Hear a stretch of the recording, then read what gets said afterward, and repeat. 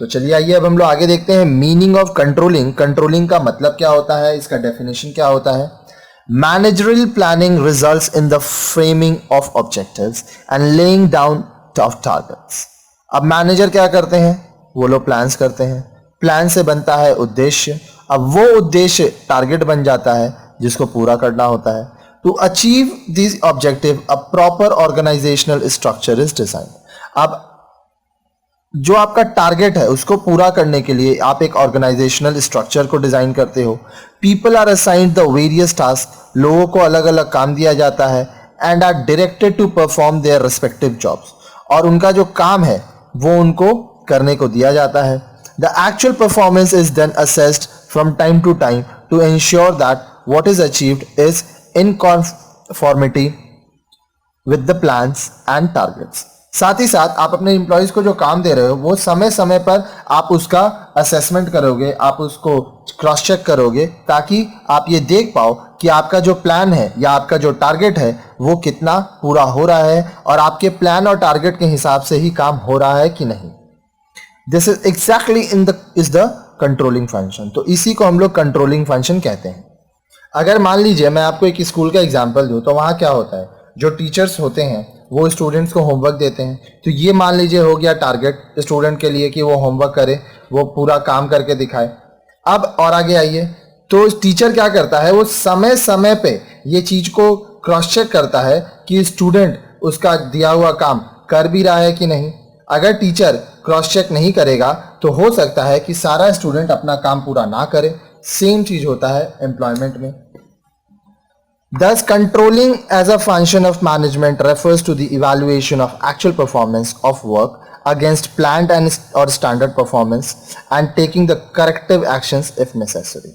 तो कंट्रोलिंग में क्या हुआ, ये एक फंक्शन ऑफ मैनेजमेंट है जिसमें हम लोग जो हमारे एम्प्लॉयज काम करते हैं, जो एक्चुअली परफॉर्म करते हैं, उसको हम लोग इवैल्यूएट करते हैं, उसका असेसमेंट होता है और हम लोग देखते हैं कि जो प्लानिंग हुई थी उसी के अनुसार काम हो रहा है और जो स्टैंडर्ड परफॉर्मेंस होना चाहिए क्या वो हो रहा है। अगर सब कुछ ठीक है तब तो ठीक है, अगर नहीं तो जो करेक्टिव स्टेप्स है, जहां जहां गलती हो रही है उसको सुधारा जाना चाहिए।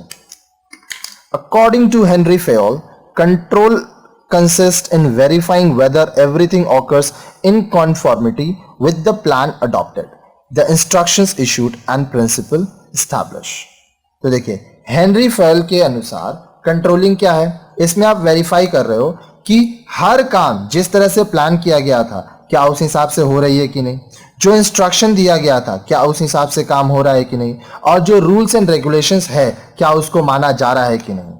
According to Brech, controlling is checking current performance against predetermined standards contained in the plans with a view to ensure adequate progress and satisfactory performance, and also recording the experience gained from the working of these plans as guide to possible future needs। तो देखिए अब break के अनुसार क्या हो रहा है, controlling का मतलब क्या हो रहा है, जो आपके एम्प्लॉयज का, आपके ऑर्गेनाइजेशन का करंट परफॉर्मेंस है वो आप देखिए अगेंस्ट दी स्टैंडर्ड्स। अब देखिए आप जब प्लानिंग किए थे तो आप सोचे थे कि इस तरह का परफॉर्मेंस होना चाहिए, अभी एक्चुअल क्या हो रहा है वो आप देखिए। साथ ही साथ आप जो प्लानिंग किए थे और जो परफॉर्मेंस हो रहा है उसको आप प्रोग्रेसिव कीजिए और ये भी ध्यान रखिए कि परफॉर्मेंस सेटिस्फैक्टरी भी होना चाहिए। उसके साथ ही साथ जो परफॉर्मेंस हो रहा है, जो एक्सपीरियंस मिल रहा है उसको भी आप रिकॉर्ड करें ताकि जो आगे आप प्लान्स बनाएं वो आपके करंट परफॉर्मेंस के हिसाब से हो। फॉर एन एग्जाम्पल, आप प्लानिंग किए कि 5000 यूनिट्स हर रोज प्रोडक्शन होगा, ठीक है, लेकिन एक्चुअल परफॉर्मेंस में 4000 यूनिट ही हो पा रहा है। आप बहुत तरह से कोशिश किए, वो 4000 से 4500 गया, तो इसको आप रिकॉर्ड करोगे, ये एक्सपीरियंस को आप समझोगे, तो इससे क्या होगा कि आप जब आगे प्लान करोगे तो आप एक्सेस प्लान नहीं करोगे, आप ये देखोगे कि मैक्सिमम 4.5 ही मैं कर पा रहा था, तो उस हिसाब से ही आपकी प्लानिंग होगी। Planning and controlling are closely related and depend upon each other. अब देखिए प्लानिंग करना और कंट्रोल करना ये एक दूसरे से बहुत ज़्यादा रिलेटेड हैं, बहुत क्लोजली रिलेटेड हैं और एक दूसरे के ऊपर काफ़ी निर्भर करते हैं। Controlling depends upon planning because planning provides the targets or standards against which actual performance can be compared. अब देखिए कंट्रोलिंग कैसे डिपेंडेंट है प्लानिंग के ऊपर। प्लानिंग में ही तो पता चलता है कि क्या टारगेट है, क्या स्टैंडर्ड्स है जिसके लिए आपको एक्चुअल परफॉर्मेंस का कंपैरिजन करना है। Controlling on the other hand appraises planning. तो कंट्रोलिंग क्या करता है, प्लानिंग को अप्रेज करता है। अगर प्लानिंग को आप जो प्लान किए हो वो पूरा हुआ तो अप्रेजल मिलेगा। It brings out the shortcomings of plannings and helps to improve upon the plannings. अब देखिए आप मान लो जो प्लान किए हो अगर वो पूरा नहीं हो पा रहा है, उसमें कुछ कमी है, तो उसको इंप्रूव करता है controlling. For example, in a factory, 10 workers are required to cut steel sheets into small round pieces. मान लीजिए एक फैक्ट्री है जिसमें 10 वर्कर लगेंगे, स्टील का शीट्स है उसको गोल गोल काटने के लिए। The work plan prescribes that each worker should cut 40 pieces in a day, 240 pieces per week. ठीक है, अब वर्क प्लान क्या हुआ कि एक वर्कर एक दिन में 40 पीस काटेगा पीस। अब वीक में 6 डेज वर्क हो रहा है तो 6 into 40 240 पीसेज होना चाहिए। After a week the manager finds that out of 10 workers 6 were able to cut only 200 pieces each and 4 could cut only 180 pieces each. अब देखिए एक हफ्ता बाद जब मैनेजर असेसमेंट लिया, इवैल्यूएट किया, तो उसको क्या पता चला कि 10 में से 6 वर्कर ऐसे हैं जो कि 200 पीस ही काट पा रहे हैं और 4 ऐसे हैं जो 180 पीस ही काट पा रहे हैं। In order to find out the causes of the deviation, he evaluates the physical facilities provided to workers in the workplace. अब वो ये देखता है कि ऐसा क्यों हुआ कि जहां 240 बनना चाहिए कुछ 200 बना पाए और कुछ 180। तो उसको पता चला कि जो फिजिकल फैसिलिटी है वर्कर के लिए वर्क प्लेस में वो डेविएशन हो रहा है, उसके वजह से प्रॉब्लम हो रहा है। On being satisfied with these conditions, the manager concludes that the targets of 240 pieces per week is too high for workers to achieve. अब ये सब देखने के बाद मैनेजर को क्या लगा कि जो 240 पीस का टारगेट है वो बहुत ज़्यादा है वर्कर्स के लिए पूरा करने में।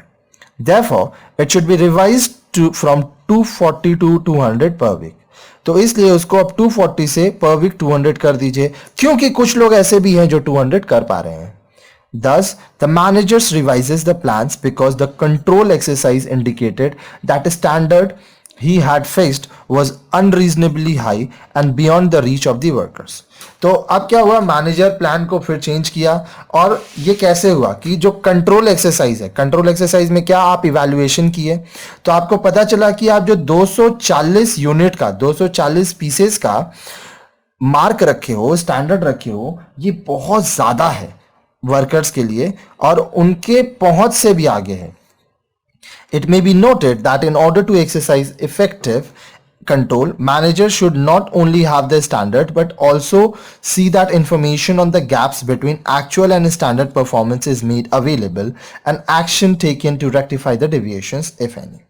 अब ये भी ध्यान रखिएगा कि जो आप एक्सरसाइज कर रहे हो इफेक्टिव कंट्रोल का, मैनेजर्स को सिर्फ स्टैंडर्ड्स पे ध्यान नहीं देना है, ये भी देखना है कि जो इंफॉर्मेशन है, जो गैप है, जैसे यहाँ पे 240 होना चाहिए था, मैक्सिमम 200 ही हुआ, तो जो 40 पीसेस का आपका एक्स्ट्रा प्लानिंग का गैप है वो क्यों हुआ, और अगर कुछ गलतियां हैं, कुछ डेविएशंस है, उसको ठीक करके ये पाया जा सकता है तो वो भी वो करें।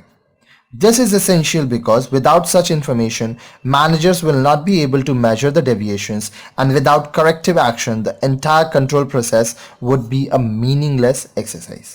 ये इसलिए ज़रूरी है क्योंकि अगर उसके पास इंफॉर्मेशन नहीं होगा कि क्यों प्लान पूरा नहीं हो पाया, तो क्या होगा कि जो चेंजेस हुआ है उसको वो नहीं समझ पाएगा, वो सही एक्शंस नहीं ले पाएगा, और जो कंट्रोल प्रोसेस है वो इफेक्टिव नहीं रह पाएगा, वो बेकार हो जाएगा। You should also make a note that controlling does not simplify involving checking the quantity of work done, but also checking the quality of performance, the time taken and the cost incurred. अब देखिए controlling में सिर्फ आप क्या quantity बनाए हो ये नहीं देखा जाता है, इसमें क्या क्वालिटी हुआ है परफॉर्मेंस का, कितना समय लगा है, कितना खर्च हुआ है, ये सब भी देखा जाता है। In the above example, suppose each worker could cut 240 pieces per week, but most of the pieces were not of the specified size, or there was an excessive wastage of steel sheet. मान लीजिए हम लोग आगे जो example लिए कि सब worker 240 piece एक हफ्ता में बना लिया, लेकिन जो कटिंग हुआ, जो राउंड बना, वो जैसा आपको चाहिए वैसा नहीं हुआ, बहुत स्टील शीट वेस्ट हुआ, तो ये आपके लिए नुकसान है। This would result in unnecessary loss to the organisation. अब इससे क्या होगा, सिर्फ टारगेट पूरा करने के लिए जो वेस्टेज हुआ वो अननेसेसरीली लॉस हो गया ऑर्गेनाइजेशन के लिए। Hence, the managers have to take steps so that the quality of work is improved and the wastage is reduced. तो इसलिए मैनेजर्स को यह ध्यान रखना होगा कि वो ऐसा स्टेप्स लें जिससे काम का क्वालिटी बढ़े और वेस्टेज कम हो। Thus, कंट्रोलिंग इन्वॉल्व्स, तो कंट्रोलिंग में क्या क्या होता है, knowing the nature, quantum and time frame for the work, क्या काम करना है, कितना काम करना है और समय, कब, कितने समय अवधि में वो काम कंप्लीट करना है। Comparing the performance with the plan, जो आप प्लान किए हो और जो परफॉर्मेंस हुआ है उसको आप कंपेयर करोगे। जैसे यहाँ पे आप प्लान किए थे 240 पेसेस का, मैक्सिमम वर्कर्स 200 बना पाए, तो इसको कंपेयर आप किए। एनालाइजिंग डेविएशन इफ एनी, अगर कुछ डेविएशन है तो वो आप देखिए। टेकिंग करेक्टिव स्टेप्स, अब जो स्टेप्स है, जो करेक्शंस आपको करना है वो आप कीजिए। Suggesting revisions of plans if necessary, अगर प्लान को बदलने का ज़रूरत है, नए प्लान बनाने का ज़रूरत है, तो आप वो भी करिए अगर ज़रूरत है तो।